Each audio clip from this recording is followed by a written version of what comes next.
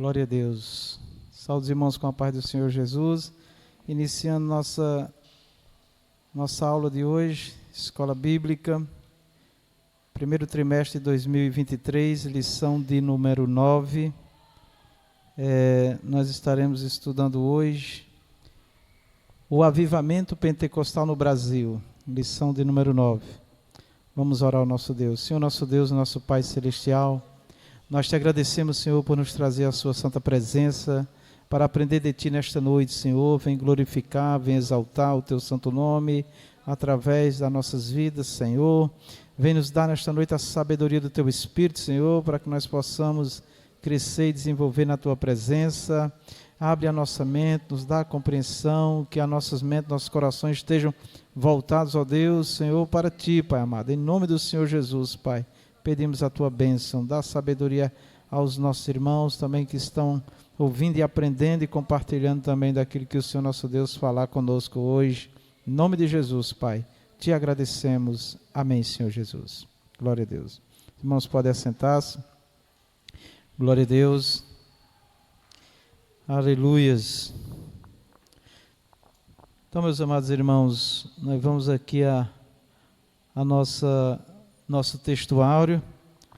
Vamos ler todos juntos, amém? 1, 2, 3. E os que ouviram falar, vamos voltar. Textuário. E os que ouviram foram batizados em nome do Senhor Jesus. Impondo-lhes Paulo as mãos, veio sobre eles o Espírito Santo e falavam línguas e profetizavam. Atos 19, 5 a 6. Amém? Nós vamos agora ler a leitura bíblica em classe. A verdade e prática nós vamos ler no final. Vamos aos objetivos primeiro, né? Objetivos da lição: mostrar que o movimento de Atos se repete no Brasil. O movimento de Atos, lá que aconteceu no livro de Atos dos Apóstolos, se repete no Brasil. Pontuar o nascimento do novo movimento. Explicar a expansão do avivamento pentecostal. Glória a Deus. Nós vamos agora a leitura bíblica em classe. Eu vou ler um versículo e os irmãos lêem o seguinte. O nosso irmão Emanuel representa a classe. Glória a Deus. Bom, o textuário está em Atos 19, de 1 a 7. Nós vamos ler conforme está ali na tela, amém, irmãos? Que a gente segue uma leitura só. Versículo 1 diz: E sucedeu que, enquanto Apolo estava em Corinto, Paulo, tendo passado por todas as regiões superiores, chegou a Éfeso e, achando ali alguns discípulos, disse-lhes: Recebestes vós já o Espírito Santo, quando crestes. E eles lhe disseram: Nós nem ainda ouvimos que haja Espírito Santo. Versículo 3. Perguntou-lhes então: Em que sois batizados? Então, e eles disseram: No batismo de João.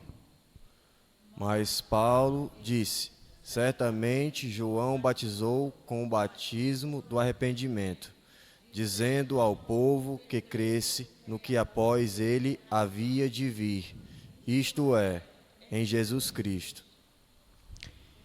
E os que ouviram foram batizados em nome do Senhor Jesus. E pondo-lhes Paulo as mãos, veio sobre eles o Espírito Santo, e falavam línguas e profetizavam. Vamos ler todos juntos o versículo 7. Estes eram ao todo uns 12 varões. Amém. Não vou fazer comentário aí, porque na lição já vai comentar, né? Introdução, irmãos. Lê, por favor, Emanuel. A chegada do movimento pentecostal ao Brasil mudou a realidade espiritual deste país de forma inquestionável e irreversível em termos de liturgia. Proclamação do Evangelho, manifestação do poder de Deus com sinais, prodígios e maravilhas. Amém. a chegada do movimento pentecostal ao Brasil, né? Então, quem conhece, nós já estudamos, né, a chegada do movimento pentecostal no Brasil de uma forma mais específica, estudando as Assembleias de Deus, né, que foi os 2 missionários que chegaram no Brasil.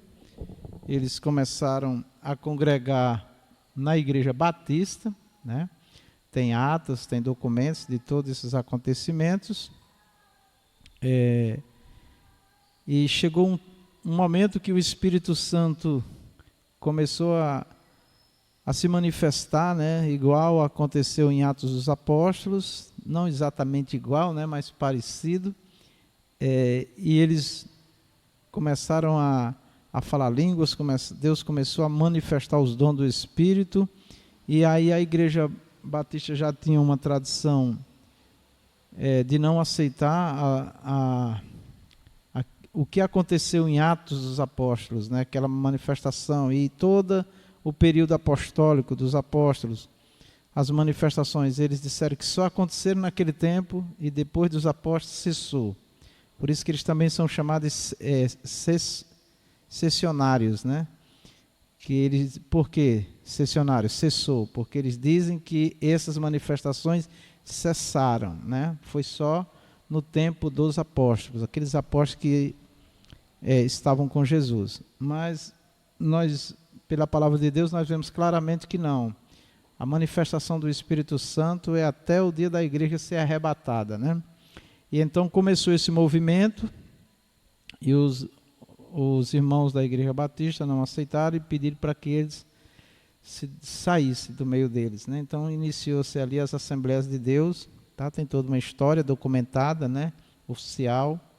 Eu já dei aqui na igreja, a gente já estudou isso aí. Em outra oportunidade nós vamos estudar, para nós entendermos, né, como foi aqui no Brasil que chegou o movimento pentecostal, né? Foi através desses 2 missionários, né? Então, o avivamento, porque quando a gente pensa em movimento pentecostal, a gente já acha que avivamento está só relacionado ao movimento pentecostal, mas não, né? Biblicamente, o movimento pentecostal, ou seja, o avivamento ele não depende de um movimento, ele depende primeiro de Deus, né? Então, esses homens oravam muito, buscavam a Deus, eles viram que o verdadeiro avivamento vinha pelo arrependimento, pela busca, né, pela santificação, e eles então se entregaram ao Senhor, e o Senhor fez essas maravilhas, né? Mas uma igreja, necessariamente, ela não tem que ser pentecostal, né, para ela ser uma igreja avivada e cheia do Espírito Santo, né? Ela necessariamente não tem que levar o nome pentecostal, porque a palavra pentecostal só se refere ao dia da festa que nós estudamos, que aconteceu exatamente no último dia da festa. Então houve uma ligação aí com a festa, mas o movimento pentecostal, o significado dele real mesmo é os dons do Espírito, batismo do Espírito Santo, falar línguas, é a liberdade do Espírito, né? Tá certo? Então, independente de uma igreja levar o nome de igreja pentecostal, ela pode ser uma igreja avivada e cheia do Espírito Santo e usada, tá certo? Não necessariamente pentecostal, né? A gente vai entrar em alguns pontos aqui que vai ser interessante para nós compreender ainda mais, tá? Aqui diz que mudou a realidade deste país, tá? De forma inquestionável, né? Ou seja, a mudança que houve no mundo cristão, no Brasil, com a chegada desses missionários e o início, né, dessas manifestações, mudou a forma como a igreja ela estava vivendo, né? Os cristãos estavam vivendo, uma forma fria, formal, sem aquele vigor espiritual, sem aquelas ações, né? Sem sinais, né? E isso daí é uma coisa, irmãos, que aconteceu quando esses missionários chegaram, estava acontecendo quando esses missionários chegaram no Brasil, mas a igreja também, ela está sempre passando por altos e baixos, até mesmo as igrejas que levam o nome de pentecostal. Elas não, nem todos estão buscando a Deus, né? Até as lideranças, né? Então, esses estudos vêm também para nos despertar, para buscar mais a Deus. Porque se nós não orarmos, se nós não, porque o Senhor diz que é para buscar Ele, é para buscar, é para se arrepender, é para se converter, é para confessar pecado, é para obedecer a palavra dEle. É aí que existe o verdadeiro movimento pentecostal, certo? Ou o avivamento, melhor dizendo, né? A gente sempre está preso na palavra pentecostal. Mas isso tem que ser uma constância em nossas vidas, né? Tem lideranças, tem muitos cristãos hoje dentro das igrejas, inclusive pentecostais, né, que é um sinônimo de avivamento, que estão frios, né? Não oram, não buscam a Deus. A gente vê que a maior visão disso é a frequência nas orações, né? Pouquíssimas pessoas nas orações, nos estudos, pouquíssimas pessoas. Agora nós vamos ver muitos crentes aonde? Em eventos onde tem as estrelas, os profissionais do som, da música, dos cânticos, né? Para poder encher as pessoas, né? Tá bom, ali tem a palavra de Deus, tem a mensagem do Evangelho, tem também fervor do Espírito, mas muitos vivem só desses momentos, né? Então torna-se mais uma coisa emocional do que um verdadeiro avivamento, porque um verdadeiro avivamento, independente de nós estarmos com muita gente, poucas pessoas, de nós estarmos com a vida dentro das nossas expectativas ou não, enfim, o que não importa o que nós estamos passando, ali está o Espírito Santo, ali está o poder de Deus, né? E nós conseguimos ter uma vida avivada, né? Até porque se nós formos olhar as biografias dos homens que marcaram a história da igreja com avivamento, foi marcada por muito sofrimento esses homens, tá? Hoje o que tem muito é teatro, são puras apresentações, exibicionismo, pessoas que sabem manipular as mentes das pessoas, os corações, e acaba gerando aquele movimento, aquela coisa, até de glorificação. Mas você vai ver, no dia seguinte, a vida dessas pessoas, elas estão vazias, a maioria delas, né? Porque o verdadeiro avivamento, irmão, é Espírito Santo, é poder de Deus, não é... Tudo que é apresentação para glorificar a Deus, amém.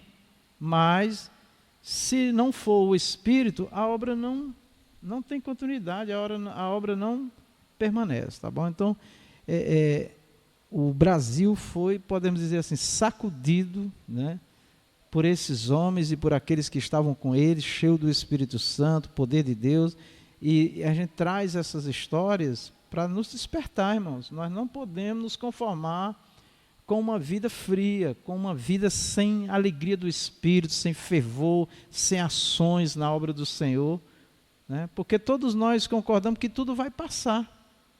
Hoje mesmo eu conversava com a irmã Rita, vindo agora para a igreja, lembrando de algumas coisas rapidamente, de pessoas que tinham uma vida tão ativa, tão produtiva,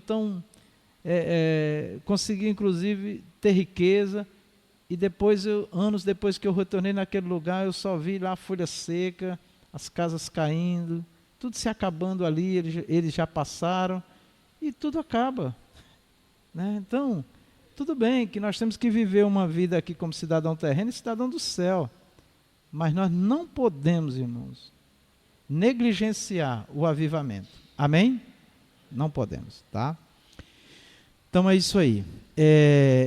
Aí quais foram as mudanças que vieram, né, aqui na introdução? Liturgia. Então os cultos passaram, a liturgia é o andamento do culto.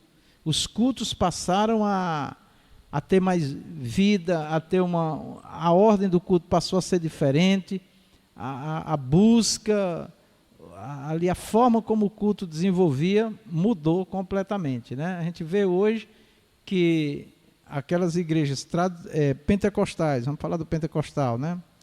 Que são, a gente chama de tradicional, conservadores, né? Dos princípios, são igrejas fervorosas, têm um formalismo, mas são fervorosas, ali está se pensando em curas, em milagres, em maravilha, em salvação, em libertação, né?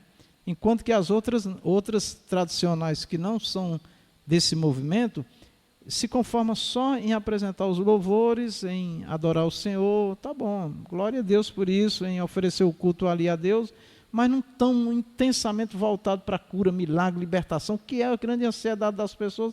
E esse movimento, com o avivamento, traz isso daí, né?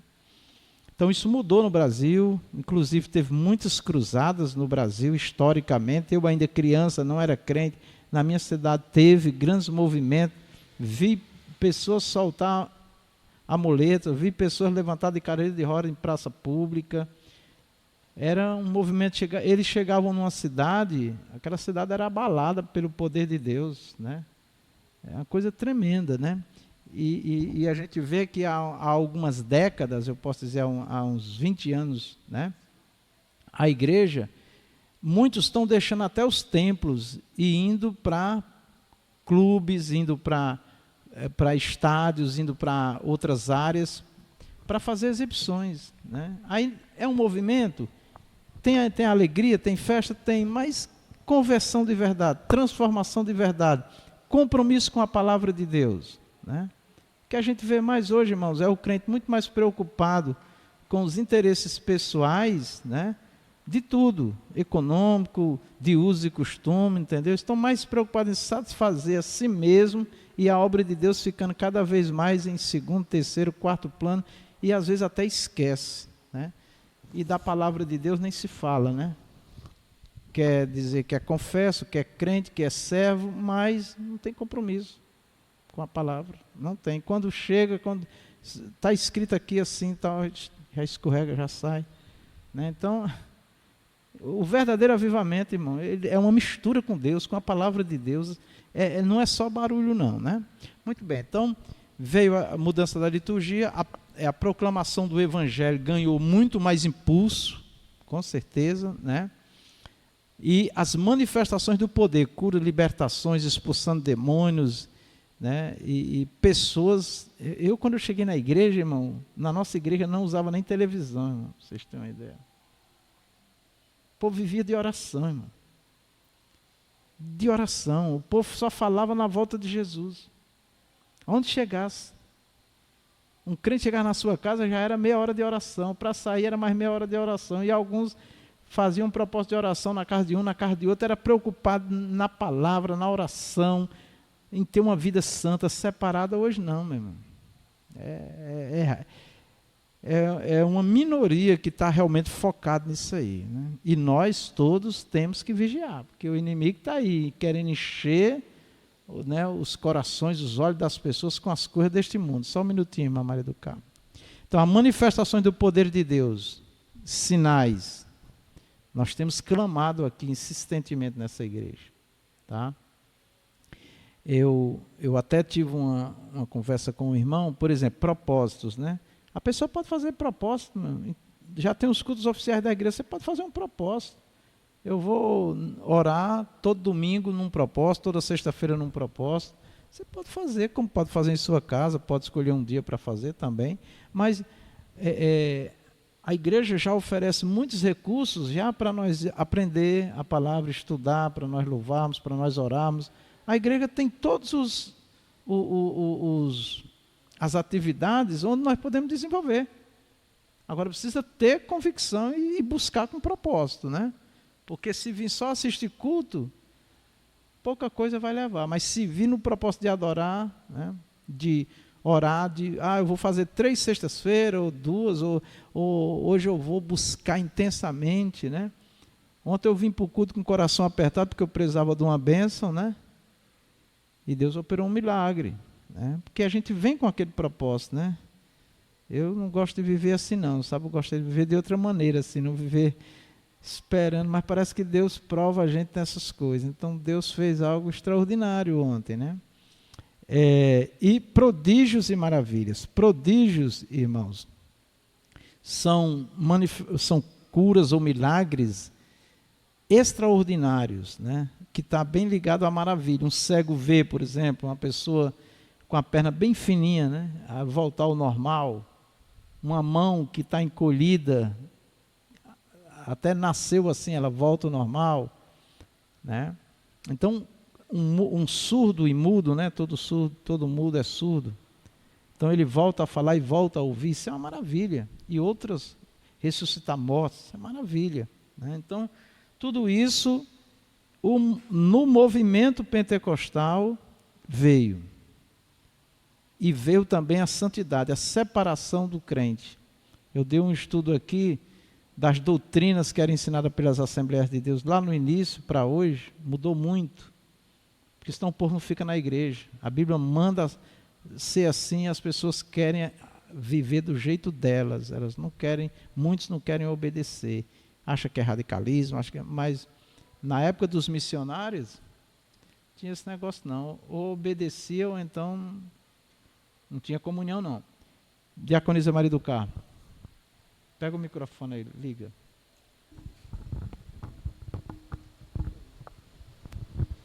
É só sobre a questão da santidade. No começo da minha fé, no começo da fé do pastor, né? Nem televisão tinha, nem todos tinham televisão. E no nosso ministério, ali na Torreon, tinha pessoas que nem perfume, nem tomava banho, nem perfume, tomava banho era com sabão. E hoje, essas pessoas, não vou dizer só ela, que tem outras que também estavam juntas, hoje vive uma vida, vive uma vida que não tem mais santidade. Mas aí é o quê, pastor? É porque ela faltou a fé, o Espírito Santo saiu, mas continua, mas no outro ministério, está entendendo? Aí como é que a gente deve a gente tem que assim, considerar, a gente tem que considerar o seguinte, que houve alguns exageros, realmente, né? Por exemplo, uma pessoa não usar sabonete, não usar perfume, né? Isso daí era um exagero, não tem nada a ver. Por exemplo, a questão da televisão, tá? A Bíblia diz para nós não colocar o que é mal diante dos nossos olhos, né? Então, por muito tempo, a igreja, quando não tinha um aparelho de televisão, né, para ver coisas que não convinha, a igreja não perdeu nada com isso, certo? Mas chegou um ponto que não tinha mais jeito, né? É igual à internet. Quando a internet chegou, grande parte da igreja teve uma resistência, mas depois viu que aquilo que não tem jeito, a vida, comprar, vender e tudo está ali. Então, o que foi se trabalhando nessas questões é o seguinte: tem coisas que não tem como você não conviver com aquilo dali, não ter, porque senão tinha que sair do mundo, né? Porque é mais ou menos assim. Então, a gente tem que saber usar, que é difícil. Tem que manter um equilíbrio, saber usar, usar o que convém, porque tem coisas boas e tem coisas más ali. Como também na rua tem, no trabalho, na escola, onde você for, você vai ter lá a oferta do inimigo, né? Então, o tempo todo. Então, essas coisas teve que ajustar, mas os danos que essas liberdades trouxeram, que essa liberdade, o acesso a essas coisas trouxeram, são terríveis, tanto espiritualmente como socialmente. Nós estamos vendo a destruição humana através das mídias, né? E espiritual nem se fala, né? Mas então, a irmã perguntou assim, por que as pessoas mudam, né? Esse é o ponto. As pessoas mudam porque a tendência nossa é agradar a nós mesmos, entendeu? Agora, o Espírito Santo vai estar morando ali? Aí é que está a questão, né? Porque a pessoa pode dizer que tem o Espírito Santo e ele está longe. O próprio Jesus diz, esse povo honra-me com os seus lábios, mas o seu coração, o coração aí é o ser interior, está longe de mim. As pessoas podem louvar, declarar, falar o que quiser, mas isso não significa, não é a garantia de que realmente Deus está na vida deles, né? Então, essa é a questão. E quando Jesus voltar, muitas pessoas vão se surpreender, meu irmão, minha irmã. Quando Jesus diz, quando o Filho do Homem vier, achará fé na terra. E nós estamos vendo que a fé só aumenta, mas a desobediência está no meio de tudo, né? Isso aí. Então, não faz sentido uma pessoa dizer que tem o Espírito Santo e negar o que está escrito. Negar do ponto de vista de achar que não tem problema.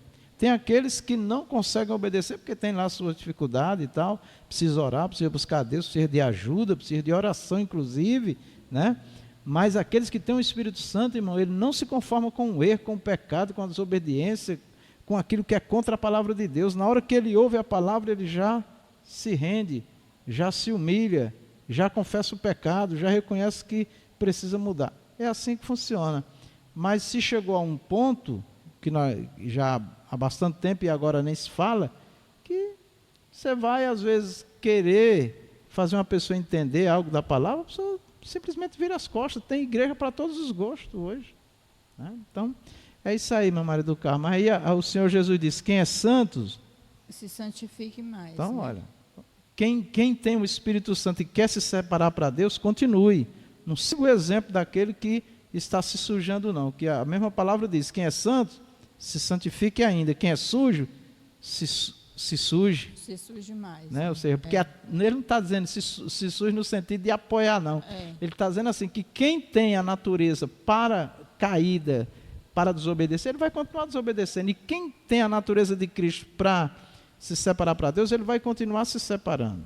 Certo? Então, eu não acredito, e o fato de eu não acreditar, isso não quer dizer que já está julgada a pessoa, não é no sentido de julgar. Eu não acredito que uma pessoa que tem uma vida desordenada, não tem compromisso com Deus, não tem compromisso com a palavra, não tem compromisso com a obra do Senhor, com a organização que Deus tem estabelecido na terra, o Espírito Santo está morando ali. Ela pode ser um simpatizante do Evangelho, ela pode ter algum interesse por Deus, o Espírito Santo trabalhando no sentido de trazer ela para Deus, mas uma vida realmente com Deus, irmão, a marca é a obediência, é o temor, é a separação para Deus, certo? Agora, irmã Maria do Carmo e irmãos, isso não quer dizer que adianta a gente ficar discutindo com as pessoas, principalmente lá de outras igrejas, de outros ministérios, não. Se santifique ainda, continue se santificando. Viu, Amém? pastor? Tem outra questão. Eu vinha certo tempo não, foi semana passada, eu vinha vindo e a pessoa que já congregou com a gente, oi, irmã, Pai do Senhor, totalmente diferente, né? Eu amei, irmã, Pai do Senhor, minha linda, tudo bom? Ela, tudo bom. Você ainda está ali, eu digo, até Jesus voltar. Aí ela, muita fé mesmo, viu? Eu digo, quando ele voltar, até ele vir me buscar, eu ainda estou lá. Aí ela, né, é complicado, né, pastor? Aí a gente... que já viveu a mesma palavra, que tem o mesmo conhecimento. Mas a gente tem que ter essa mesma comunhão com a pessoa, assim, de amizade. Assim. Para mim, paz do Senhor significa você dizer bom dia, boa noite, boa tarde para uma pessoa. É você desejar a paz, né? Não significa exatamente nós estamos em paz, porque a paz do Senhor no sentido de comunhão, eu tenho falado repetidas vezes, em toda ceia do Senhor eu gosto de falar isso. Comunhão é com a palavra de Deus, com a doutrina ensinada pela igreja que você congrega. Você não pode ter, a igreja ensina uma coisa, você faz outra, vive outra, você não está em comunhão com aquele ministério. Por isso que essas palavras que eu falo, tem pessoas que deixam a igreja. O que é que eu posso fazer? Como é que eu estou pregando uma doutrina que eu aprendi há 32 anos, 33 anos atrás, por homens de Deus, prego a mesma doutrina hoje, está na Bíblia, eu vou mudar porque alguém acha que tem que mudar, porque alguém acha que tem que viver do jeito que ele acha que tem que viver? Não, eu tenho compromisso com a Bíblia, com a palavra de Deus. Mas eu não vou ficar intrigado em ninguém, não vou ficar indiferente com ninguém. Paz do Senhor, eu estou dizendo a ele, desejando paz de Deus. Se ele tem ou não tem, é ele com Deus. Agora, na igreja, inclusive a gente tem pessoas que congregam que não participam da comunhão, da ceia, não tem oportunidade aqui na frente. E eu dou a paz do Senhor e nós devemos dar sim. Entendeu? Porque a doutrina que essa igreja ensina e a pessoa não quer obedecer, ela vai ficar sentada esperando em Deus. Não toma ceia nem tem oportunidade, só isso. E vamos como irmãos. Agora a verdade está sendo dita, está sendo ensinada. Agora eu não posso deixar que uma pessoa venha aqui à frente, falar, testemunhar ou tomar ceia, se ela não aceita a doutrina dessa igreja. Porque senão eu estou falando uma coisa e ao mesmo tempo que eu aceito, eu estou dizendo que o que eu estou falando não tem importância nenhuma. Os irmãos entendem? Aquilo que eu ensino como verdade de Deus é porque eu li na Bíblia, eu interpretei, e tem outros servos do Senhor que comungam esta mesma fé. Tá? E se nós não fizermos valer nesse sentido, ninguém é obrigado, como Deus também disse que ninguém é obrigado. Agora, a palavra diz, o Senhor diz assim, ó, em Apocalipse, que aquele que tirar ou acrescentar, vai perder a bênção. Entendeu? Ninguém é obrigado. ide pregar o evangelho a toda criatura. Quem será salvo? Aí diz, quem não crê. Ou seja, quem receber a palavra do Senhor, a doutrina, o ensino, vai dar certo. Quem não recebe, aí vai ter problema. Jesus disse aos que creram, João 8, se vocês permanecerdes na minha palavra, aí ele diz, verdadeiramente sereis meus discípulos. Ele poderia ter dito só assim, se vocês permanecerem na minha palavra, vocês serão meus discípulos. Não, ele disse verdadeiramente.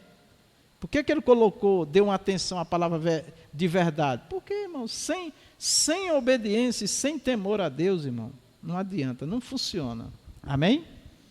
Amém. Nós vamos sair um pouco, senão a gente saiu do avivamento para esclarecer outras coisas, mas está dentro do verdadeiro avivamento.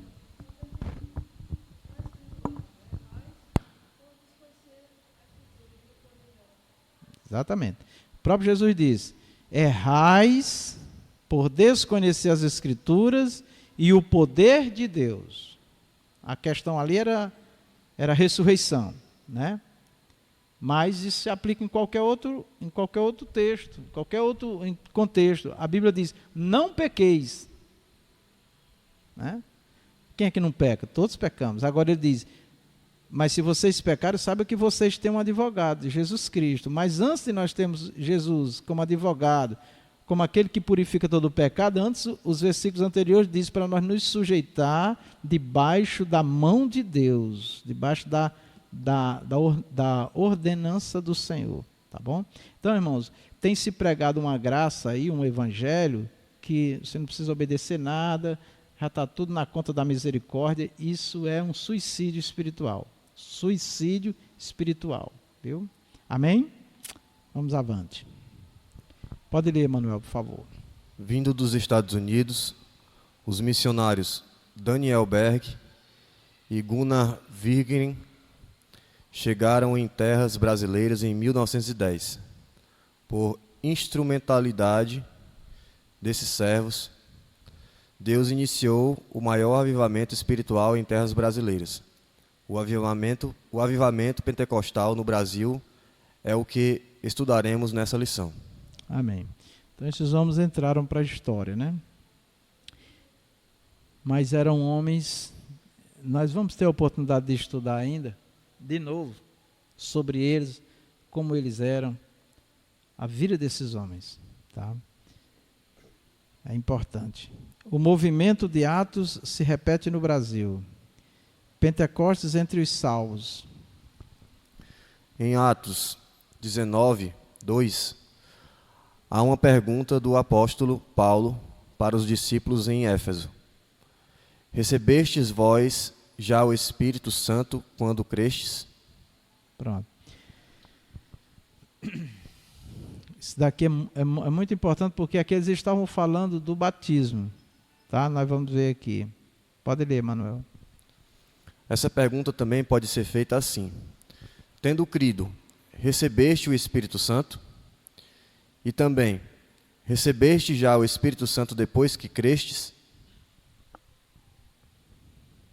Tá? Então, lembra que a gente repete bastante quando Jesus ressuscitou e antes dele subir, ele disse para os discípulos, recebei o Espírito Santo. Então, quando uma pessoa se entrega ao Senhor Jesus, ela já se entrega à obra do Espírito Santo. Tá? Nós não acreditamos, biblicamente, que uma pessoa vem para Deus ou serve a Deus sem o Espírito Santo. Certo? Não acontece isso. O homem não vem para Deus sem a obra do Espírito Santo. Ele não vem. Pode ser o mais bem intencionado, ele não vem. Só o Espírito Santo mesmo, certo? Então, aqueles homens já estavam andando com Jesus e convivendo com Jesus, mas os irmãos viram que quando Jesus foi preso, sumiram, desapareceram, eles não permaneceram, devido ao medo, devido a tudo que aconteceu, tá? Eles tinham o Espírito Santo? Tinham, mas não era nessa mesma porção que eles precisavam ter no sentido do batismo. Então a gente vê que existem duas situações, dois momentos na vida do crente. Um momento é a obra do Espírito Santo, traz ele a Jesus, ele se converte e ele agora quer servir a Deus. E ali está o Espírito Santo na vida dele. E ele pode ir até o dia da morte ou da volta de Jesus assim. O Espírito Santo ali, trabalhando na vida dele. Mas existe o outro momento do Espírito Santo, que é o batismo, né? O batismo do Espírito Santo foi o que Jesus disse: ficai em Jerusalém até que do alto sejais revestidos de poder. Ao mesmo tempo que Jesus disse, recebeu o Espírito Santo, ele disse, ficai em Jerusalém. Ao mesmo tempo que ele estava nos dias que ele tinha ressuscitado. Foram as últimas palavras dele e subiu. Ficai em Jerusalém até que sejais revestidos do Espírito Santo. Também em Atos 1 e 8 ele diz, e recebereis a virtude do Espírito Santo que há de vir sobre vós e ser-me-eis testemunha. Mas ele já tinha o Espírito Santo. Então, assim, existe uma divergência doutrinária. Divergência não há uma concordância de uma doutrina da igreja, principalmente da Reforma, que diz que o batismo com o Espírito Santo, a pessoa é batizada quando ele aceita Jesus. Não, nós não acreditamos assim. Batismo com o Espírito Santo é uma segunda experiência, né, que é um revestimento. Aí vem sempre a pergunta deles, para que o batismo com o Espírito Santo? A gente diz, porque está escrito que é para revestimento. Mas para que revestimento? Porque está escrito. Porque está escrito. Sim, mas o Espírito Santo, ele não já é poderoso, ele não já está... Para que mais esse batismo? Mas é o próprio Deus que estabeleceu isso daí e ele faz isso de acordo com a necessidade nossa. Tá bom? Então é importante nós entendermos isso, porque depois que essa doutrina que não existe batismo com o Espírito Santo, isso daí é invenção do movimento pentecostal, que isso daí não existe na Bíblia. Existe sim na Bíblia. Tem 2 momentos. Atos 2, Jesus já tinha subido, já tinha feito a promessa, os discípulos já tinham o Espírito Santo, e o Espírito Santo veio sobre eles e diz que encheu toda a casa e todos foram cheios do Espírito Santo e começaram a falar em línguas. Então, teve ali um sinal de uma manifestação diferente do que eles estavam vivendo com o Espírito Santo. E é isso que acontece na nossa vida. Então, essa ideia de que não tem batismo, de que isso daí é invenção, de que não precisa, o que é que a gente está vendo? Uma igreja cada vez mais fria para as coisas de Deus, espirituais, e uma igreja cada vez mais desinteressada pelo batismo com o Espírito Santo. E isso daí faz parte do avivamento. O batismo no Espírito Santo faz parte. Pode ser que não seja batizado, mas também deve buscar a Deus e ser cheio do Espírito, mesmo que não seja batizado. Mas o batismo é uma experiência bíblica e é a vontade de Deus. Amém?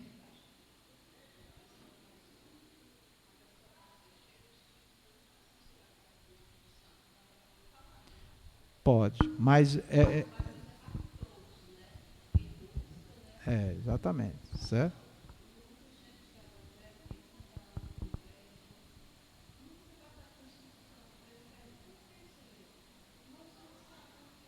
Não, se buscar é batizado, o que precisa é buscar.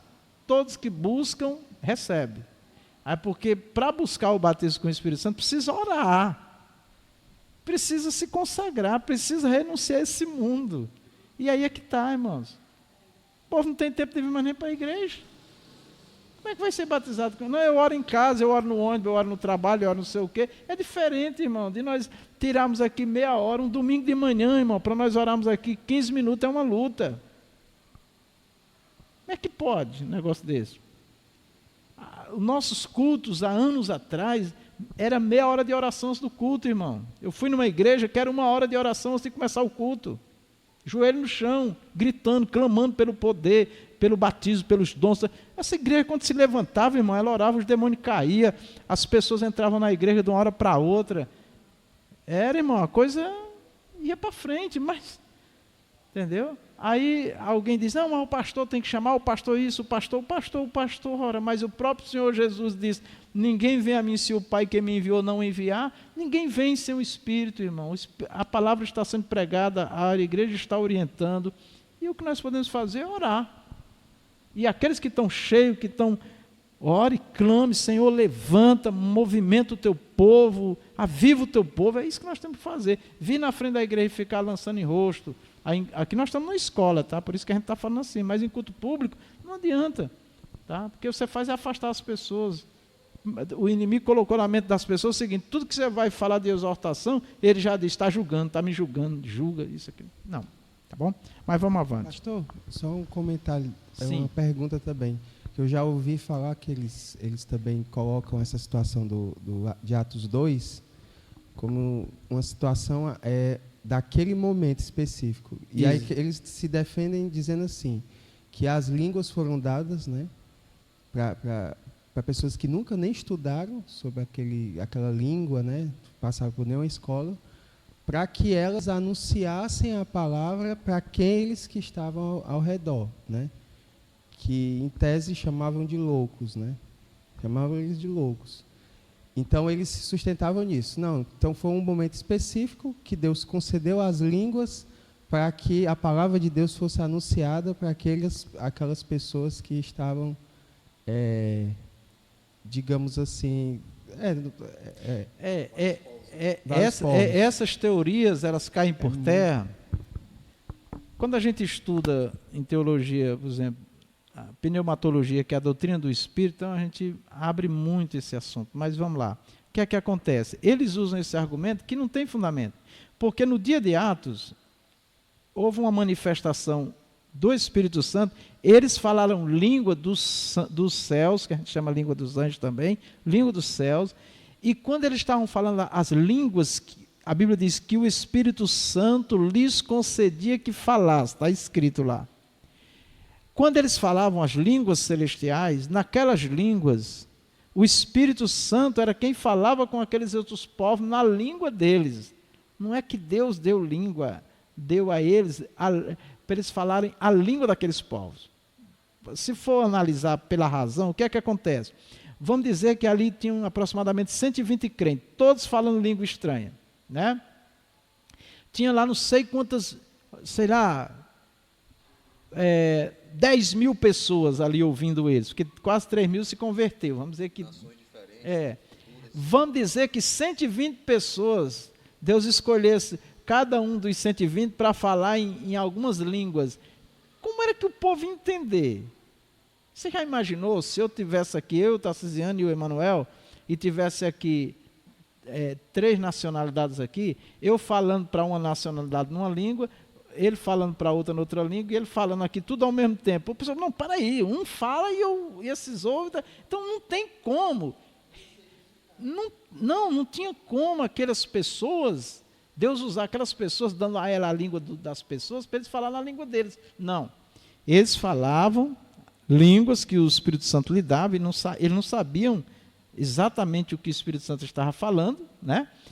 E o Espírito, quando eles falavam, quando eles pronunciavam, as pessoas ouviam a mensagem, cada um na sua língua. Mas quem estava falando com essas pessoas era o Espírito Santo, certo? Então, aí a gente vê que fica mais evidente ainda que foi uma manifestação do céu, né? Não foi uma coisa assim que Deus pode sim pegar uma pessoa, como já tem casos, né, comprovado, que pessoas que não sabiam falar em japonês, que é complicadíssimo, e começou a falar com a pessoa, e em vez dele falar em português, saiu da boca dele em japonês e falou com japonês. Uma pessoa com uma pessoa. Isso nos tempos atuais? Sim, tem um irmão aí que testemunha, tem uns poucos testemunhos, e tem um que testemunha que aconteceu, né, que ele falou em inglês, né, sem saber nada de inglês, e falou corretamente. O Espírito Santo deu na boca dele. Mas isso é um caso extremo. Por quê? Até porque hoje, né, tem como estudar as línguas, né, e tem inclusive agências de missões no Brasil que pegam jovens, adolescentes, que eles estudam, se formam e preparam eles para enviar para outros países, para traduzir Bíblias, para pregar, né? Bom, então, esse argumento cai por terra também, sabe por quê? Porque é o seguinte, aconteceu em Atos 2, o derramamento. Lá em Atos 10, na casa de Cornélio, Pedro foi anunciar Jesus, não foi anunciar o Espírito Santo. E quando Pedro estava falando que o sangue de Jesus purificava de todo o pecado, dos pecados, né, purificava os pecadores, o Espírito Santo desceu e todos foram batizados na casa de Cornélio. E aí? Aí quando Pedro volta, Pedro diz, eles falaram as mesmas línguas que nós falamos lá. A mesma manifestação que aconteceu lá, no dia de Pentecostes, aconteceu lá na casa de Cornélio, Pedro dizendo, então, foi Deus que me mandou lá e Deus estava lá. Foi a mesma coisa, Pedro diz. Isso quer dizer o quê? Que Deus não se manifestou no dia de Pentecostes só para falar com aquele povo que estava ali, não. De forma nenhuma, não tem nada a ver isso aí. Então, são argumentos, né, para a pessoa ficar crente na outra entendimento. Mas, enfim, a questão é que nós precisamos dessa experiência. E esse fato de dizer nós precisamos, isso também mexe conosco para nos levar a buscar, certo? A buscar, tá bom? E porque a igreja precisa, nós precisamos. Vamos lá, certo, irmão cooperador Tarcisiano? Pode ler, irmão Emanuel, por favor. As modalidades da mesma pergunta revelam um fato de acordo com o contexto do trecho de Atos 19, do 1 ao 7. Os discípulos de Éfeso foram batizados em nome do Senhor Jesus, isto é, já tinham a fé salvífica. Em seguida, receberam o batismo no Espírito Santo, por imposição de mãos. Amém. Então, para aceitar Jesus, obra do Espírito Santo, receberam com certeza o Espírito Santo, foram batizados, né?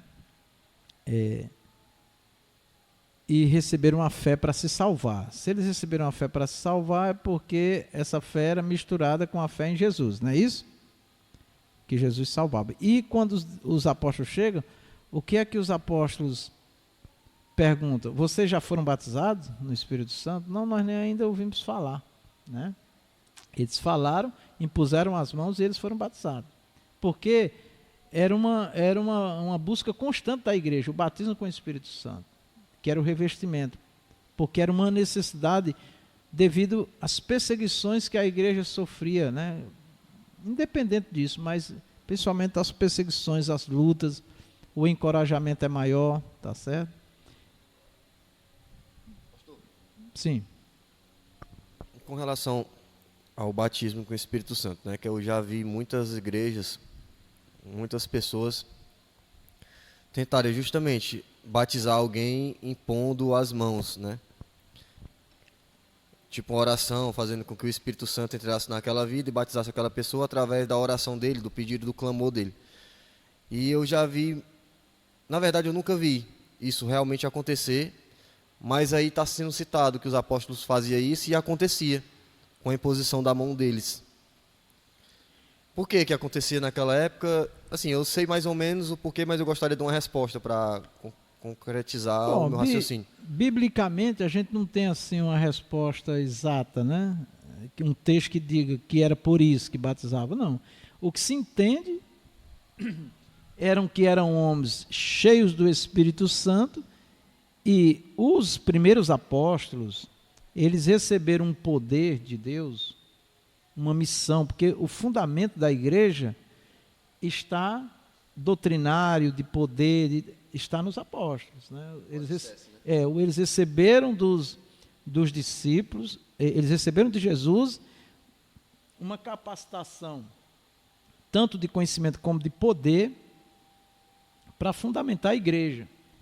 Então, essas doutrinas principais, a gente vê que dizia lá, e perseveravam na doutrina dos apóstolos. A doutrina não era dos apóstolos, é que eles receberam do Senhor, mas eles ensinavam. E essa doutrina tinha também o poder de Deus, a doutrina do poder de Deus, de cura, de maravilha, né? Então, não teve curas, nunca teve curas nem manifestação de Deus igual no tempo dos apóstolos. Igual a Jesus, não. Igual ao tempo dos apóstolos também, não. Por quê? Porque foi um momento, vamos dizer assim, de fundamento, de fundamentar, da igreja se fundamentar. Claro que o desejo de Deus era que tudo aquilo continuasse. Mas se os irmãos perceberem, quando o número de discípulos começou a aumentar com os apóstolos, já começou os problemas na igreja, já, as confusões, né? Alguém se sentindo injustiçado, o caso das viúvas, que é bem claro lá em Atos 6, né? Então, nós percebemos que o poder de Deus, as manifestações, ela diminui à medida que a carnalidade aumenta, né? Aí vem a pergunta do irmão Emanuel. Os apóstolos colocavam as mãos e eles recebiam o batismo. Os apóstolos colocavam as mãos e as pessoas recebiam dons ministeriais. Jesus dava ali na hora pela imposição das mãos. Isso pode acontecer ainda hoje? Pode. Tá? Só que é um contexto muito distante e muito diferente. As próprias pessoas, as mentes, os corações, é muito distante. Tá? Então, um homem hoje, por mais usado por Deus, tá? Ele teria dificuldade de colocar as mãos e alguém ser batizado, porque dependia também da pessoa crer. Dependeria da vida daquela pessoa. Tá?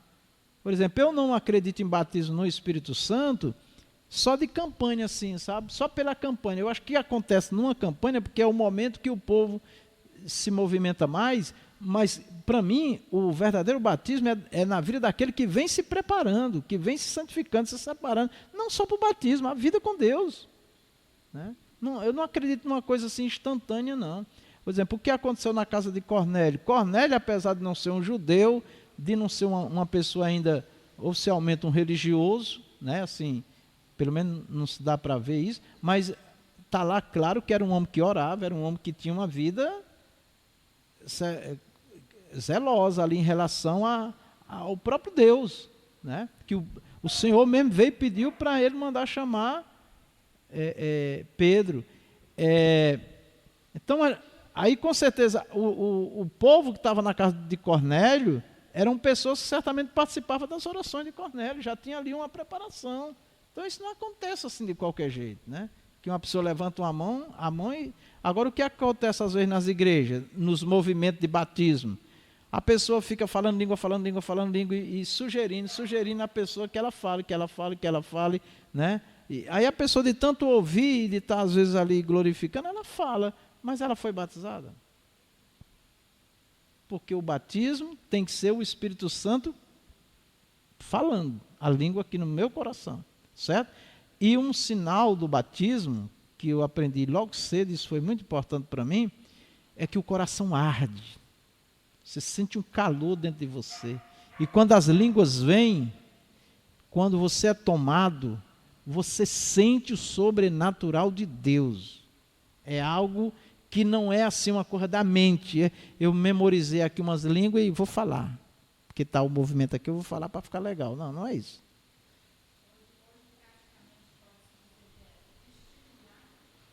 Com certeza. Muita gente hoje fala língua, irmã. A pessoa não dá um glória a Deus na igreja, irmã. A pessoa não ora. Quando pega o microfone vai falar língua estranha. Que negócio é esse? Então, são coisas que não dá certo. Tá? A obra de Deus, ela é clara, ela é transparente, ela é real. Ela não é uma coisa criada ali. Certo?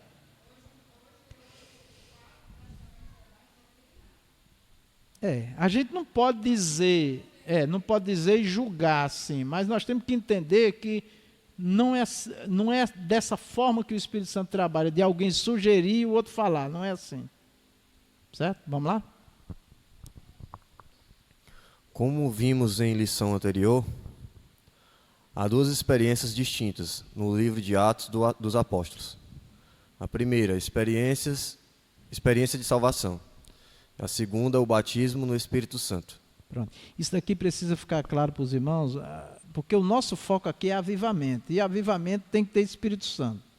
E dentro dessas doutrinas de avivamento e de Espírito Santo, tem essas situações aqui que o escritor coloca aqui, que é importante porque tem essa doutrina que fica o tempo todo colocando na mente das pessoas que não precisa batismo com o Espírito Santo, que não existe batismo com o Espírito Santo, e a igreja perde com isso. Então, é claro na Bíblia, é claro que tem duas experiências com o Espírito Santo. Uma, quando nós aceitamos Jesus, a nossa vida com o Espírito Santo, e a outra é o batismo, que é uma segunda experiência, que é um revestimento de poder. Promessa do Pai dita por Jesus. Amém? Não, falando de Espírito Santo, fica mais simples. Quando eu aceito Jesus, o Espírito Santo trabalhou e eu aceitei. Eu estou servindo a Jesus, o Espírito Santo está em mim para me servir ao Senhor. Então eu tenho o Espírito Santo. A segunda é o batismo. O que é o batismo? Segunda, batismo. Primeiro é ter o Espírito Santo que me levou a Jesus, que eu aceitei Jesus, que eu sirvo a Deus. Pode ir até o fim. Glória a Deus. E serve a Deus. O batismo é uma segunda experiência, é uma promessa de Deus e ela é o quê? Um revestimento. Revestimento. O Espírito Santo é uma vestimenta, vamos imaginar. O batismo é mais uma revestimenta dele em nós. Tá? Então, é assim que Deus estabeleceu na Bíblia. Alguém vai dizer, não, isso daí não tem nada a ver. Tem tudo a ver porque Deus falou e quem vive essas experiências sabe que é diferente. E nós todos devemos buscar.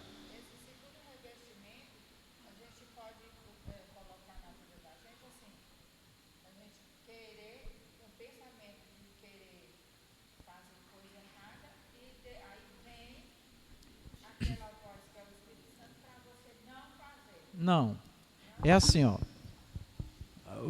Procure entender, irmãos, olha. O Senhor Jesus disse que ele ia para o Pai, ele rogaria o Pai enviaria o Espírito Santo, né? Ele nos ensinaria, nos guiaria, nos faria lembrar. Então, quem tem o Espírito Santo consegue servir a Deus no sentido de se santificar, de se separar, de obedecer, não falta nada. Então, para que o batismo? Aí entra mais do ponto de poder. O batismo ele vem mais para você resistir barreiras, impedimentos, dificuldades, temores, né? Insegurança, medo, entendeu? Você ter coragem, se desprender mais para a obra do Senhor, né? Porque percebam que os discípulos estavam com as portas fechadas na casa. Eles estavam com o Espírito Santo, estavam louvando, adorando, louvando a Deus, estavam ali, mas estavam com medo. Estavam com medo. Porque havia uma ameaça real lá fora. Quando eles são revestidos de poder, o que é que acontece? As portas se abrem, eles levantam a voz e anunciam o Evangelho. Então, uma pessoa pode pregar, evangelizar, fazer a obra do Senhor também, pode inclusive superar dificuldades e barreiras sem o batismo. Porque ela está ali, tomada pelo Espírito. Mas vai ter situações na vida dela que se ela não tiver revestida, ela não vai conseguir traspassar aquela barreira, aquela situação, entende? É assim. Então, isso daí é Deus olhando para nós e vendo nossa necessidade. Tá bom? Então, quem tem o Espírito Santo consegue servir a Deus muito bem. Quem tem o batismo consegue superar dificuldades e barreiras que se ele não tivesse o revestimento, ele não passaria. Então, quando pensar em revestimento, pensa mais em poder de Deus para vencer barreira, obstáculo, dificuldade e fazer a obra do Senhor. Amém? Mas esse sentimento aí leva também para a gente, assim, de medo, assim, por alguma coisa de acontecer com a gente e a gente ter medo, esse sentimento. Olha, o medo ele pode ser vencido por quem é batizado e por quem tem só o Espírito Santo normal e não é batizado, certo? Só que há pessoas que ele só vai vencer se ele tiver batizado com o Espírito Santo. Aí vence todo esse tipo de sentimento, né? Pode não, né? Também, porque também, é aquela coisa, irmão, nós estamos falando do Espírito Santo, que é perfeito, que é poderoso, e do homem, que é inconstante. Uma pessoa fala línguas hoje, está renovado hoje, está cheio de poder, prega, vai, passa pelo fogo, prova tudo. Amanhã ele pode ter uma fraqueza mental, espiritual, um sentimento, uma coisa, que tudo aquilo se esvazia. Aí alguém até diz assim, então o irmão estava fingindo. Não, ele não estava fingindo, é porque naquele dia, naquele momento, naquele período, ele estava vivendo. Pronto, então, porque é isso assim, mesmo. É difícil, irmã Diaconisa Maria do Carmo, irmãos, a gente julgar isso aí, sabe? É difícil. É cada um com Deus, assim. Cada um tem que sentir suas dificuldades, suas barreiras e saber que tem recursos. Ele precisa orar, ele precisa buscar, né? Então, eu fiz obras que se eu não fosse batizado eu não teria feito. Se eu tivesse só no ponto 1 do Espírito Santo, eu não teria feito. Como eu fui no ponto 2, eu superei, eu vivi situações muito difíceis. que eu vi que se eu não tivesse revestido ali para aquela situação, eu teria desanimado da obra, não de Deus, nem da fé, nem de servir a Deus. Entendeu? Entendi. Então é uma experiência, irmã, eu sei que a irmã quer entender assim, mas é difícil da gente explicar, porque cada pessoa tem uma maneira de se relacionar com Deus, tá certo? Agora, o geral é que todos nós precisamos do Espírito Santo, precisamos do batismo, do revestimento de poder. Isso é a vontade de Deus e é bom para nossas vidas, tá bom? Vamos lá. Pastor, eu vou colocar aqui só uma observação de um caso que aconteceu com nós, da renovação. Sim. E aí hoje nós ainda estamos aqui, né? Do que aconteceu no passado, sim. né? E hoje nós ainda estamos aqui, graças a Deus a gente venceu. Aí isso é o poder do Espírito Santo, o revestimento dele, né? Na nossa vida. Do que a gente passou, o pastor sabe o que eu estou querendo dizer, né? Com certeza. Terrível, mas né? Exatamente. Aí, eu que fui o principal alvo da coisa, exatamente, né? Se eu não tivesse revestido, eu tinha agido diferente, entendeu? Eu não tinha suportado tanta coisa que eu suportei, né? Tinha agido diferente. Não tinha deixado de servir a Deus, com certeza, mas tinha agido diferente, entendeu? Então, isso talvez outro pudesse passar e não precisasse do batismo, não sei. Mas, olha, se Deus me oferece duas condições que vai me dar mais recursos, por que eu não vou buscar? Não é isso? Concordam? Tá bom? Como um caso, né, que aconteceu com a gente. Uns correram, né, e outros ficaram, pois né? Vamos lá. Oh, glória. Em Atos 19, vemos essas duas experiências de maneira muito clara. Primeiro, os discípulos foram batizados em água e depois receberam o Espírito Santo com a imposição de mãos. Amém. Esse recebimento teve evidências físicas de línguas e profecias. Atos 19, 6. E, impondo-lhe Paulo as mãos, veio sobre eles o Espírito Santo, e falavam línguas e profetizavam. Atos 19, 6. Pronto. Olha aqui. Percebam que quando Jesus disse para os discípulos, recebeu o Espírito Santo, eles receberam. Foi Jesus que falou. E quem aceita Jesus recebe o Espírito Santo. Por que recebe?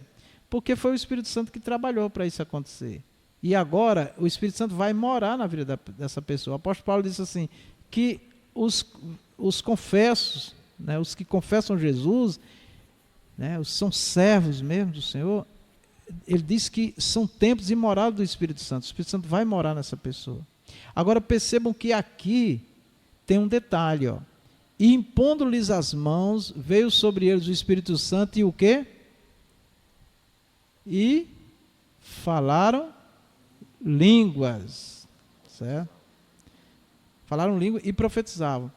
Então, nós, Renovação dos Emídios e muitas igrejas pentecostais só acreditam que uma pessoa é batizada no Espírito Santo se ela falar língua, nem que seja só uma vez, no dia do batismo. Porque é um sinal. Amém? Quando a gente está enchendo um copo com água, quando ele derrama, dá para ver que ele foi derramado? Pois muito bem. Aquela água derramando, as línguas é um sinal de que aquele copo transbordou.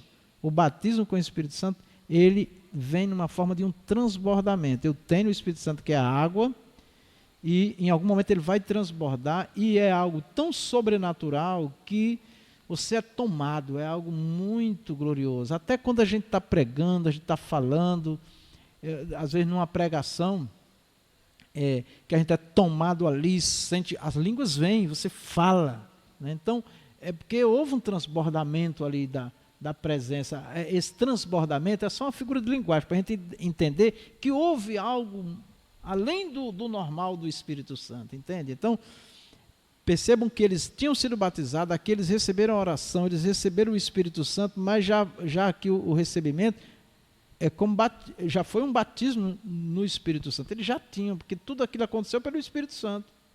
Quando ele disse que eles conheciam o batismo de João, mas o batismo de João Batista, ele tem uma ligação imediata com Jesus. Eles conheceram Jesus. João Batista veio batizando, mas anunciando Jesus. né? E essa obra da confissão de fé, todo o cristianismo histórico, desde o início, sempre reconheceu que a obra é do Espírito Santo. Tá certo? Sempre. Tá? Tá bom assim? Vamos lá. A experiência do batismo no Espírito Santo é tão distinta da salvação que aquela pode ser identificada fisicamente por meio de línguas como confirmação do dom de Deus. Foi o que aconteceu com os discípulos em Éfeso. Exatamente, tá certo? Então, olha, alguém já me disse assim, não, eu fui batizado e não falei línguas. Nós cremos que quem é batizado fala línguas. Agora eu vou ficar debatendo com alguém que disse que foi batizado? Não, vou debater. Se ele está dizendo que foi, mas no dia de Pentecostes, aqui em Éfeso, e tem lá em Atos 10, Estevão, ou Cornélio, na casa de Cornélio, teve línguas. Tá certo? Porque Pedro disse que da mesma forma que aconteceu com eles no dia de Pentecostes, aconteceu lá na casa de Cornélio, as manifestações das línguas, né? Então é uma evidência, tá? E alguém diz, não, mas eu fui batizado e não falei línguas, mas eu fui batizado no Espírito Santo. A experiência, poucos exemplos que tem, mostra que sempre que acontece o batismo tem línguas, certo?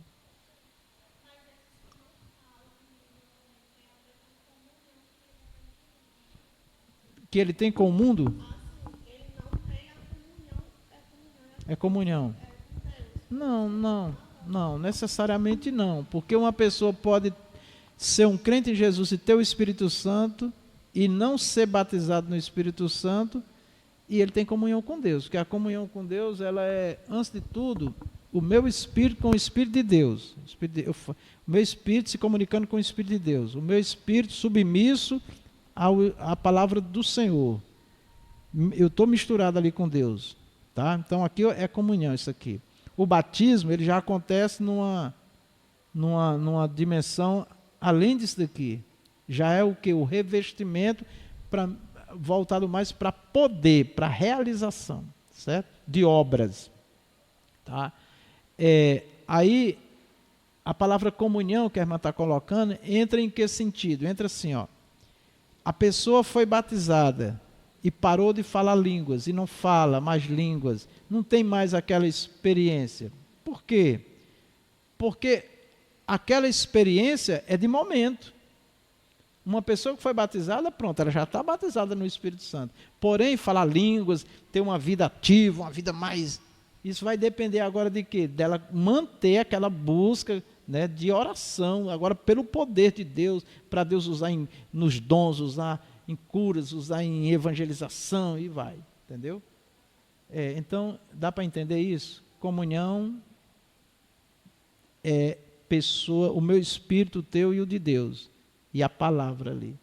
Batismo, ele está aqui, ó, numa área mais acima, certo? Uma experiência mais acima, que tem a ver também com comunhão. Quem não tem comunhão, não vai ter batismo, não fala línguas. Quem é batizado e perde aqui a comunhão com Deus, ó, na relação com Deus, ele também não vai falar língua. Então tem essas coisas, certo?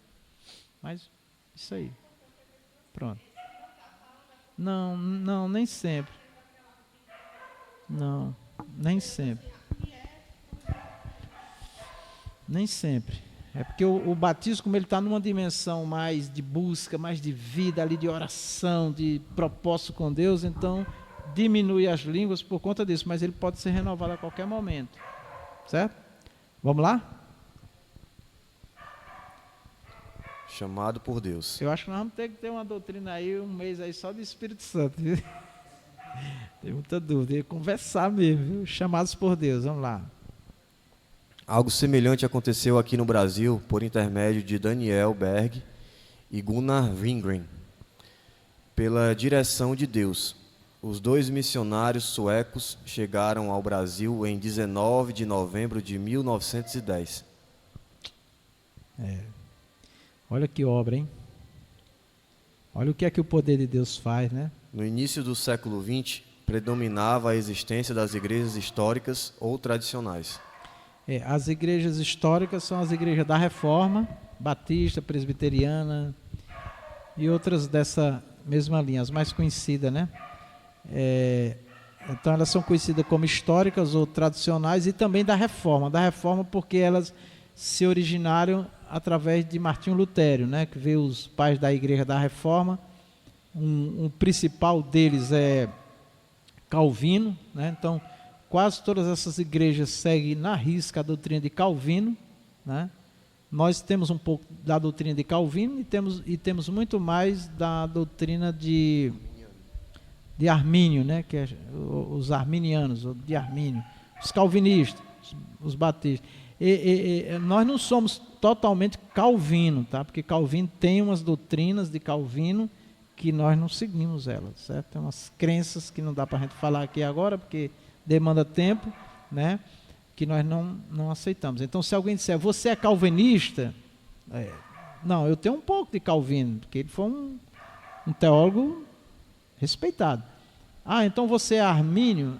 Eu sou mais de Armínio do que de Calvino, tá? Porque foram dois grandes teólogos que se dividiram, né? Tá certo? Na teologia, tá certo?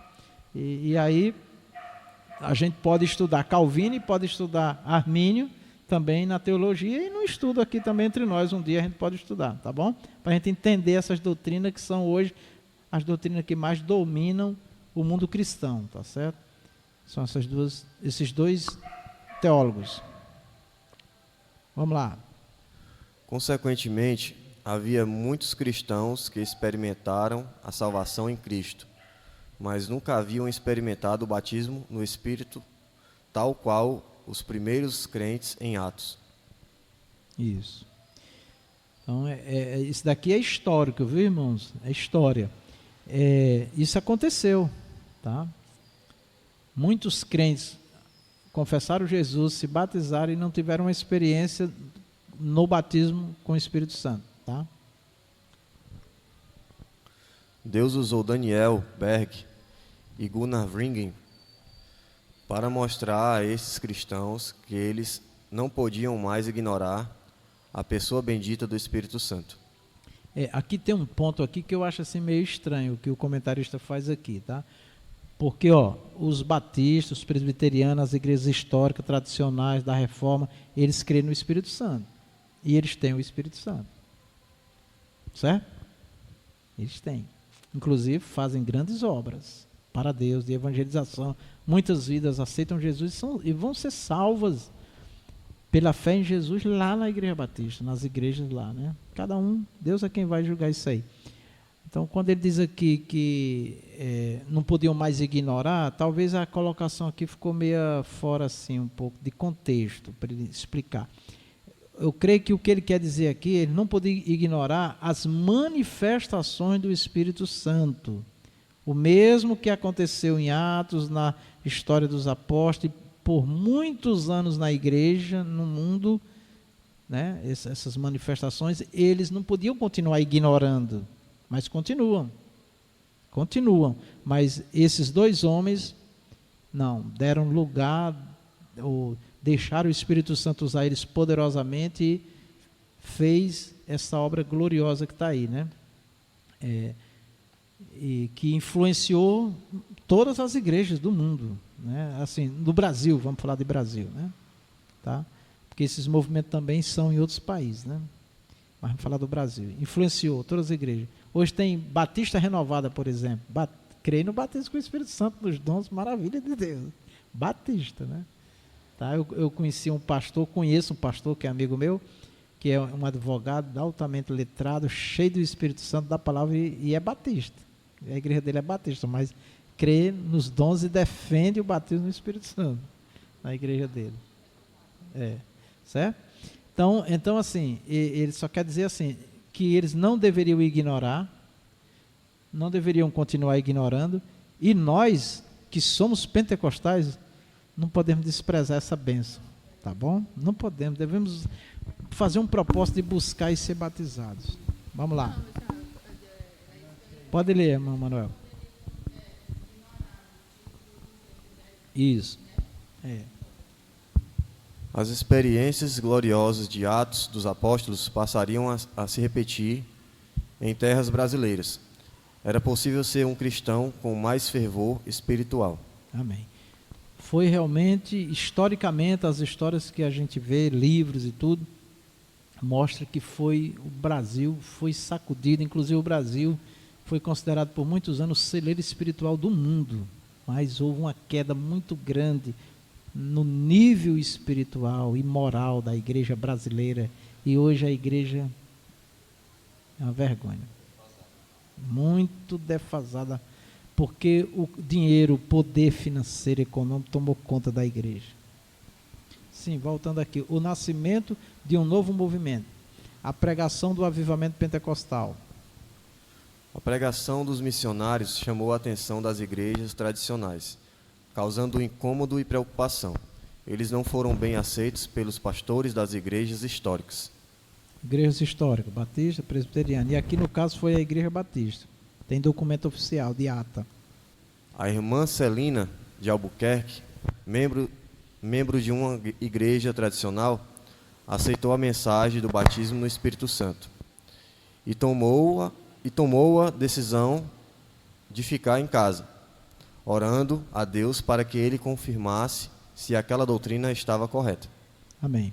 Tem uma ata hoje oficial que está em arquivos. Eu tenho esse arquivo que conta toda a história aqui, em ata. Quem participou de reuniões, de tudo. Entendeu? E essa mulher era batista e recebeu o Espírito Santo e não teve como não deixar ser usada, e Deus abençoou. Assim, a irmã Celina Albuquerque recebeu o dom de Deus e, por isto, é considerada a primeira brasileira batizada no Espírito Santo em nosso país.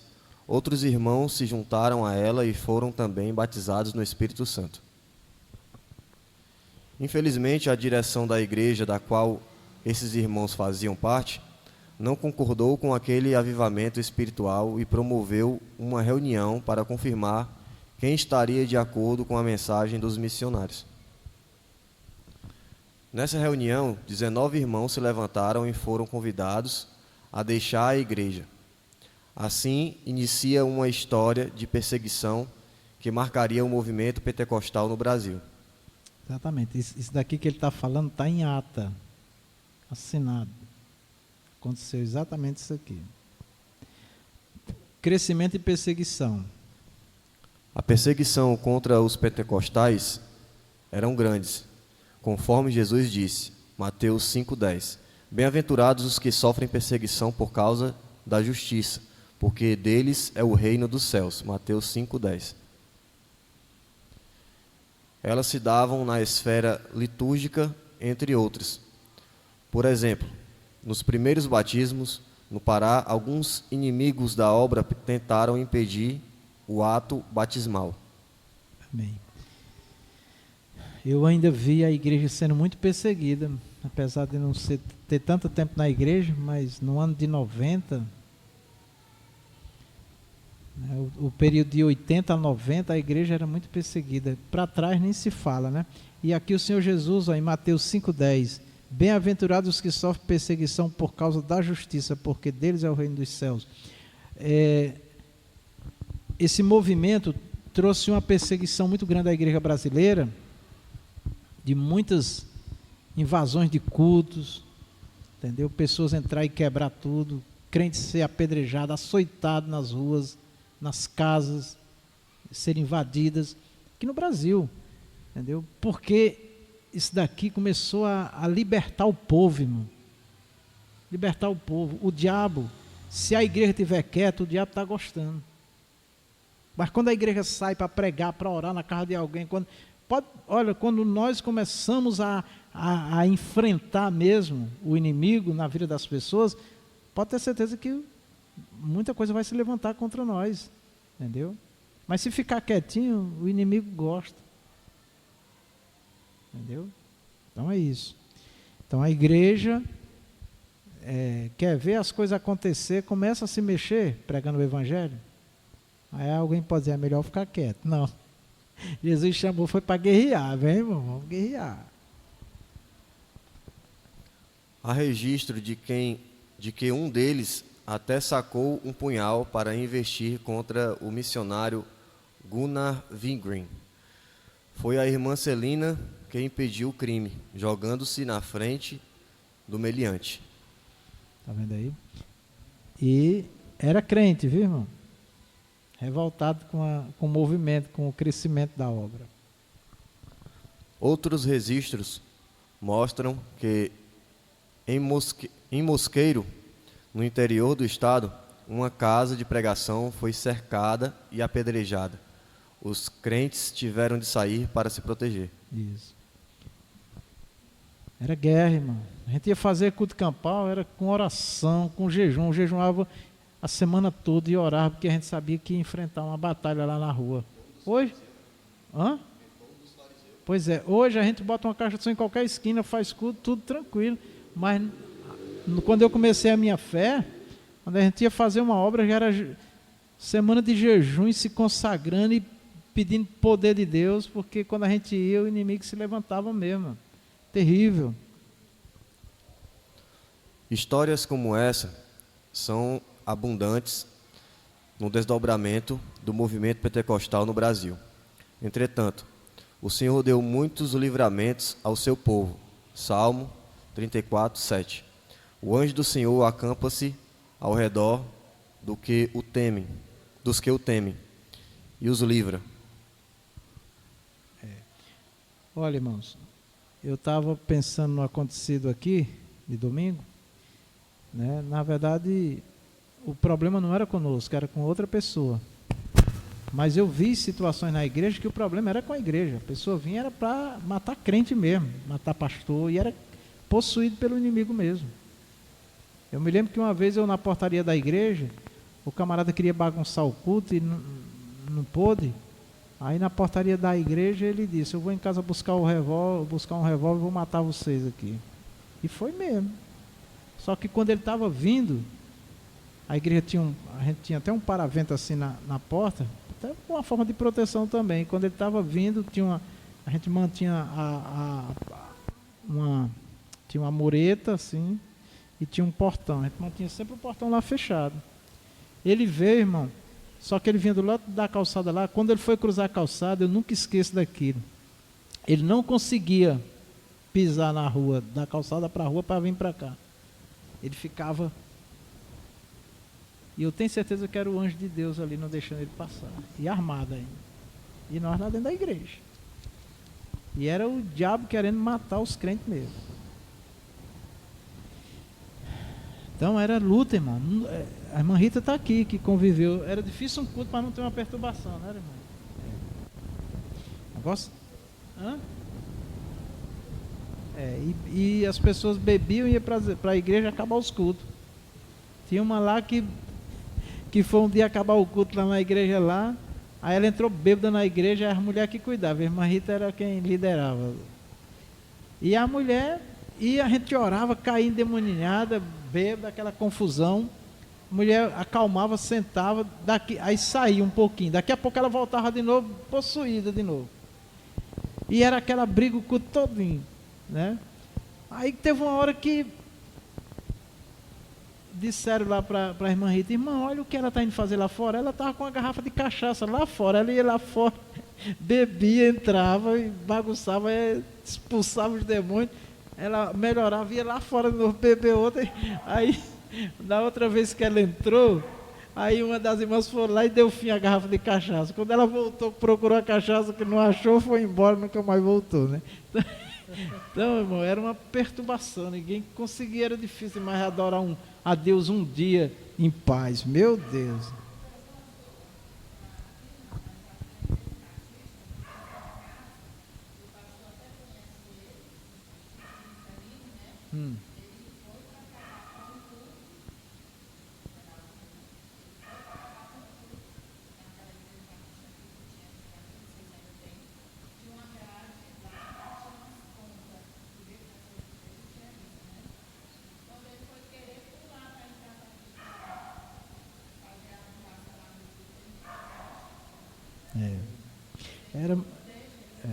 Era muito complicado. Mas vamos lá, que a irmã Vera já chegou aqui para cobrar nosso encerramento. Vamos. Curas divinas. Se houver perseguições e dificuldades no início da obra, também houve intervenções gloriosas de Deus na vida do seu povo. Aqui é maravilhoso, porque muitas lutas que a igreja passou, eu peguei um pouco das provas da igreja, as pessoas atacando a igreja, nós vimos muito o agir de Deus. Né? Apesar dos medos e das coisas, mas a gente confiava mais em Deus, né? Sabia que Deus agia. No Diário de um Pioneiro, obra escrita pelo missionário Gunnar Wingren, veja o seguinte relato. Uma irmã foi curada de uma enfermidade incurável no lábio. Muitos sinais. No Diário de um Pioneiro, obra escrita pelo missionário Gunnar Wingren, veja o seguinte relato. Uma irmã foi curada de uma enfermidade incurável no lábio. Um homem paralítico que estava moribundo e não podia mais falar foi curado e veio depois para nossos cultos. Uma criança que estava moribunda com febre foi curada. Um homem de idade que sofrera com hérnia por 9 anos foi curado. Um outro homem que havia estado enfermo muitos meses com febre e tinha todo o seu corpo inchado, foi tanto curado como batizado com o Espírito Santo. Ele também recebeu o dom de profecia. O homem que viu seu filho morrer, tomou-o imediatamente nos braços e começou a invocar o nome do Senhor. Imediatamente a criança voltou à vida. A esposa, quando viu o que aconteceu, se entregou ao Senhor. E esses são alguns de muitos sinais poderosos que marcaram o avivamento pentecostal no Brasil. Olha aí os crentes aí, ó. Olha os crentes aí.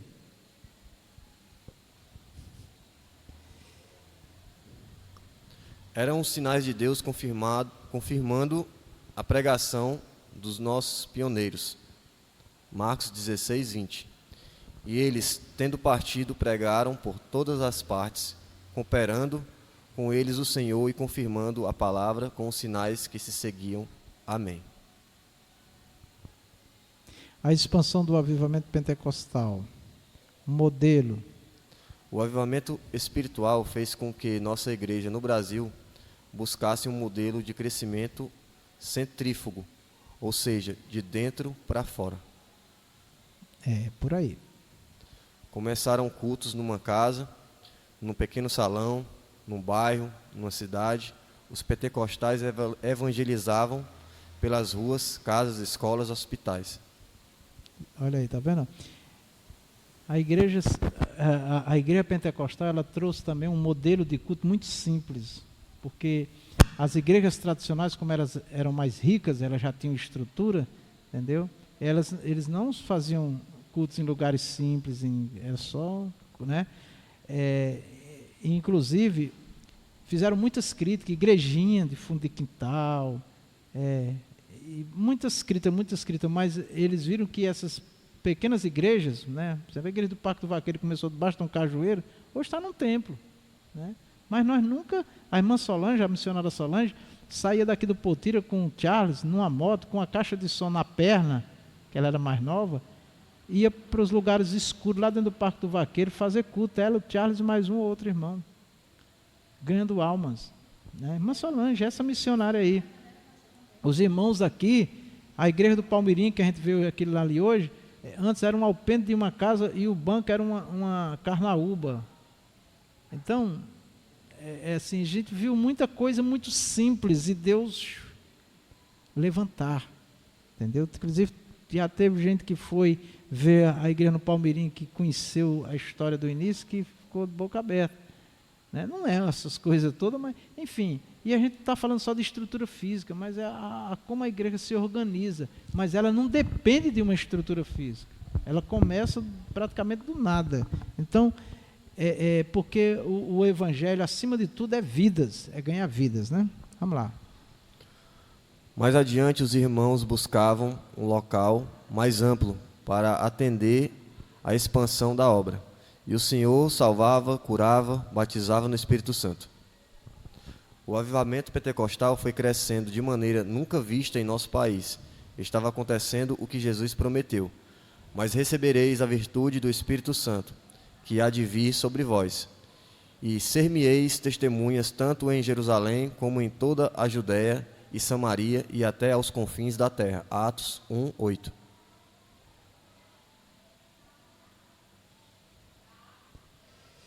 Um crescimento acentuado.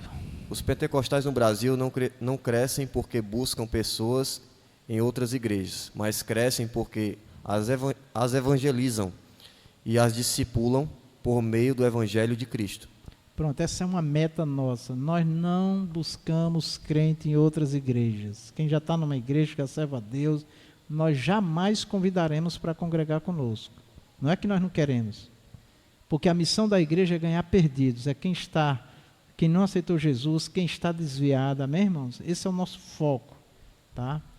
Porque tem igrejas que, se você for ver lá, se tiver 100, eles ganharam 10.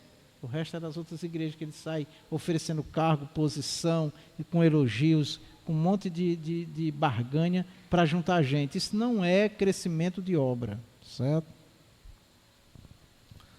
Segundo dados do IBGE, em 2010, os evangélicos eram constituídos de aproximadamente 42 milhões de pessoas. Desse número, a esmagadora maioria é de tradição pentecostal. Certamente, a próxima pesquisa do IBGE confirmará a tendência de alta. Tudo isso foi fruto do poderoso avivamento pentecostal que Deus enviou para a nossa nação. Conclusão. Antes do avivamento pentecostal em solo brasileiro, o que dominava o cenário religioso era o sistema de doutrina das igrejas históricas que não admitia o batismo no Espírito Santo, com sinal evidente de falar em novas línguas, bem como o exercício dos dons espirituais. Essas manifestações espirituais, fundadas na palavra de Deus, são marcas do verdadeiro avivamento pentecostal no Brasil. Amém. Cumprimentar a igreja com a paz do Senhor Jesus. Vamos apresentar as classes, né? Louvado seja Deus. É a classe Soldadinho de Cristo.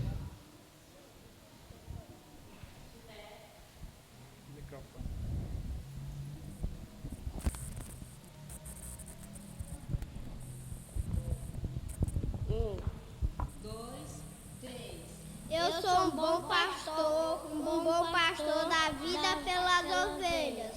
João 10:11.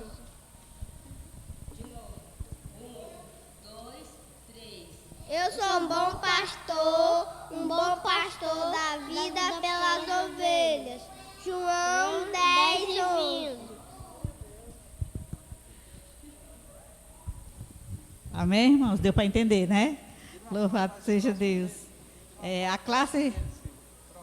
A classe Soldadinho de Cristo tem 8 alunos matriculados. Presentes são 5, 3 ausentes. Hoje não trouxeram a oferta e trouxeram uma Bíblia. Amém? Glória a Deus. Agora é a classe Sol da Justiça.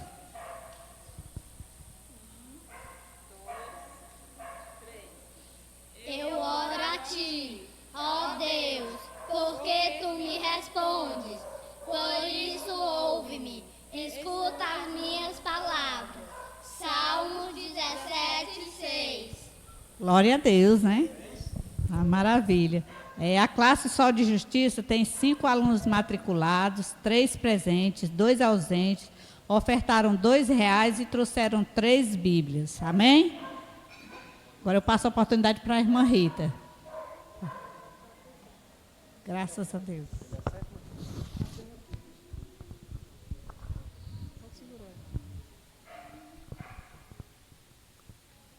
Graças a Deus. A classe Jovens e Adultos tem hoje 24 alunos matriculados, 8 dos seus alunos ausentes, 16 presentes e ofertaram R$5,05. Vamos ler todos juntos a verdade prática.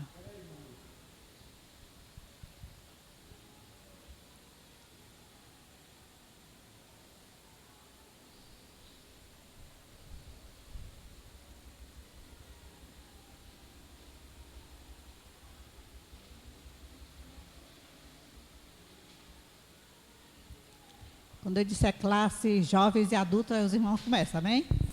A classe jovens e adultos, Deus derramou o grande avivamento pentecostal no Brasil.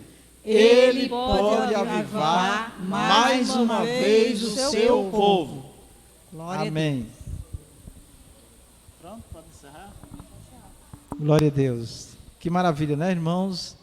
Desejamos que o Senhor abençoe para que muitos irmãos da igreja se interessem e estejam na escola bíblica também para aprender mais de Deus. Vamos agradecer ao Senhor, lembrar daquelas pessoas que estão enfermas, né? Pedir que o Senhor abençoe com saúde. Nosso irmão Diácono Rondinelli ainda continua enfermo, né? Vamos pedir que Deus dê saúde a ele, em nome de Jesus. Oremos. Sim, hoje nós também, irmãos, pela manhã tivemos a perda de uma irmã, a falta, né, vamos dizer assim, porque foi o Senhor que recolheu com certeza, nossa irmã Helenita. Ela estava muito presente no grupo de oração, né?